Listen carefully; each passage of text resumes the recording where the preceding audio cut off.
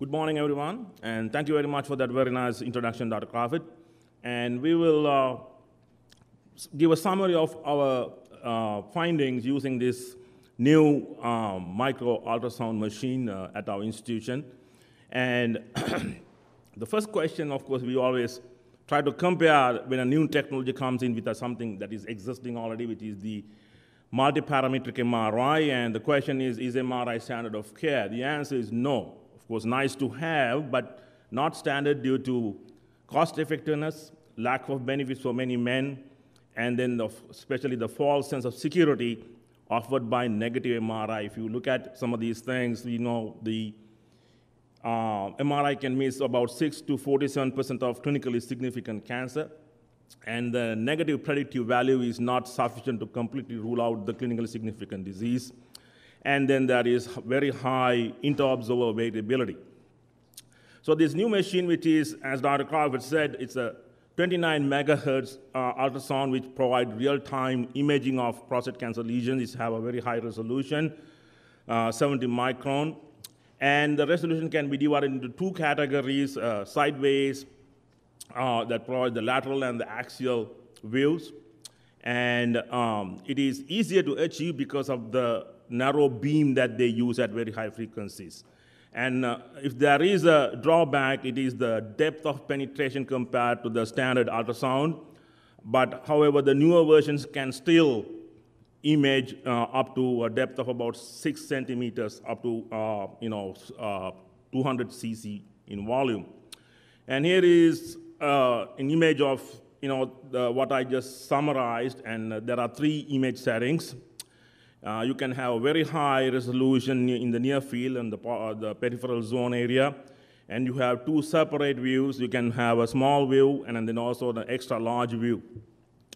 And here is an image where a Gleason 8 lesion is targeted using the micro-ultrasound, and then we also have a classification scheme here, similar to PIRATE scoring in multiparametric MRI. This one is called prostate risk identification using micro-ultrasound or PRIMUS score. The category 5 is highly suspicious, 4 is suspicious, and 3 is equivocal. And if you go to the website, there is a very good description. I highly recommend you go there and find out all of these patterns, how they describe, and how these correlate with individual Gleason patterns.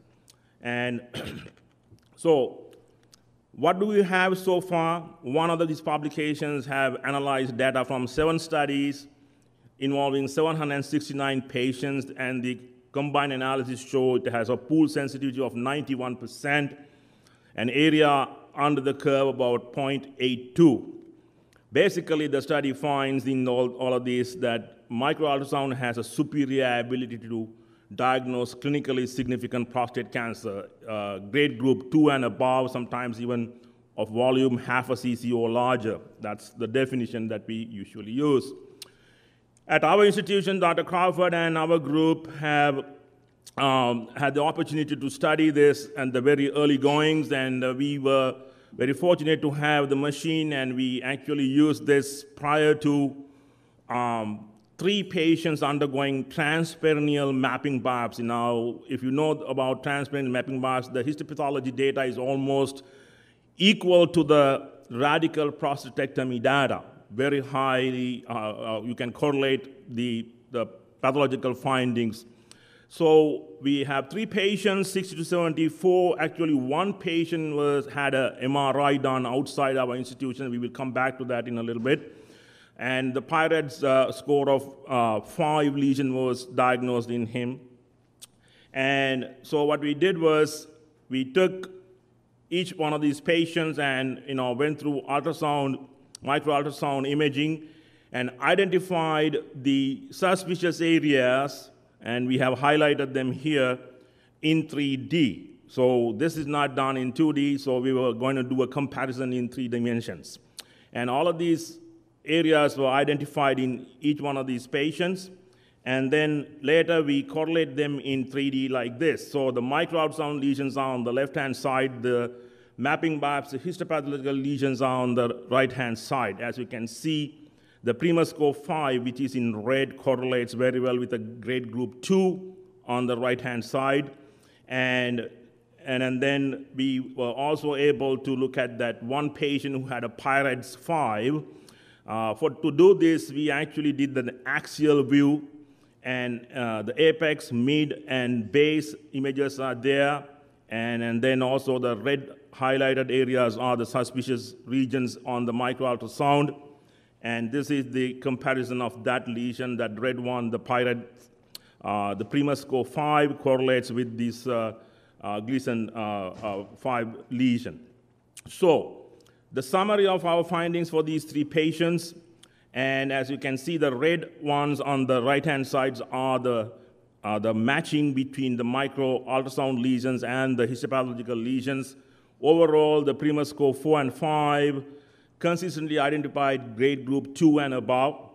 And at the patient level, it's almost 100% sensitivity, and at the lesion level, it's about 80% sensitivity.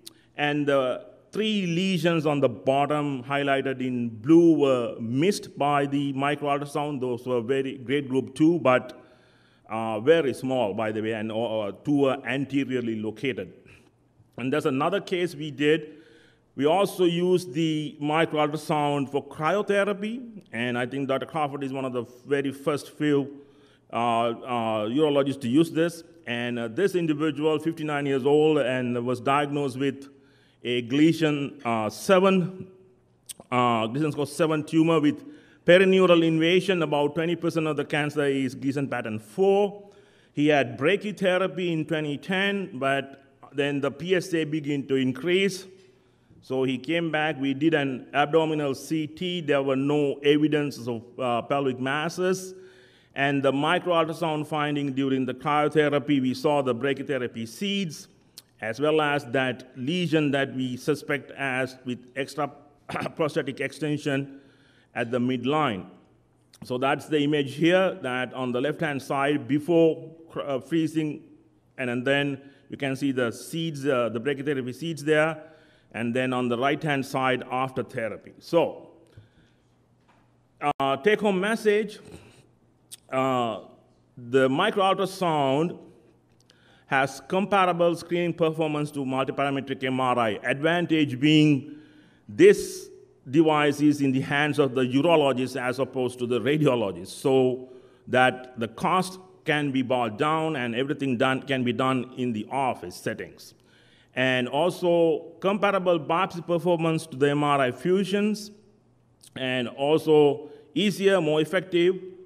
And as I said on that, we did 4 patients with cryotherapy, and it's already published, and may enable worldwide application in focal therapy. That is one of the areas we are using. And due to high accuracy of findings and satellite lesions and lesion boundaries. And thank you very much, and we will have some questions at the panel meeting.